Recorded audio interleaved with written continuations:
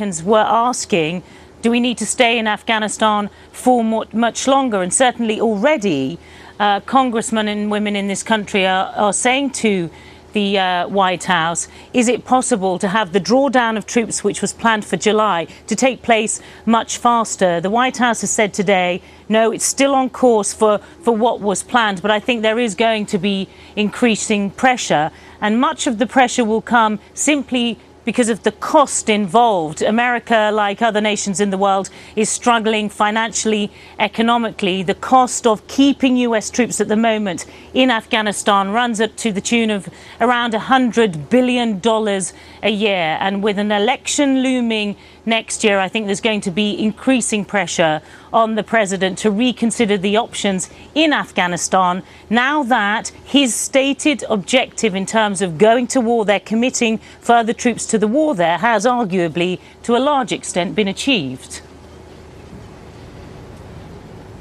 Well, Stuart Rams in Kabul, I suppose also bin Laden's death raises questions about what now for the war in Afghanistan. How does the Afghan government see it, for instance? Well, I think they're going to say, right, perhaps we can build on this. This might be a breakthrough, because one theory, at least, is that if the Taliban and Al-Qaeda link could be broken, then they can appeal to the Taliban directly in Afghanistan and say, listen, that your affiliation to them has gone. He's now dead. He hasn't had much to do with you for a long time, but it's definitely gone. Now, talk to us, come to the table, stop the fighting, accept the constitution, and you can become part of the political process here.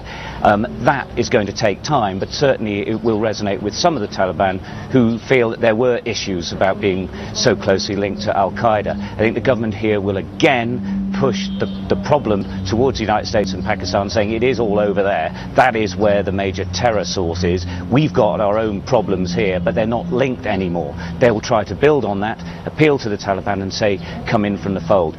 It may work, but I think it's going to take a while yet, and there will be more fighting this summer for certain, and that is an issue that obviously then affects the drawdown or otherwise of British and American forces, particularly in the south of the country. Nothing much is going to change for the time being, but it may be that the shoots of the recovery of Afghanistan may be starting, that maybe a political process could begin now in earnest, as long as the split can be built upon between the Taliban and Al-Qaeda, that they're no longer linked and seen as one, but it's still a long process, Jeremy.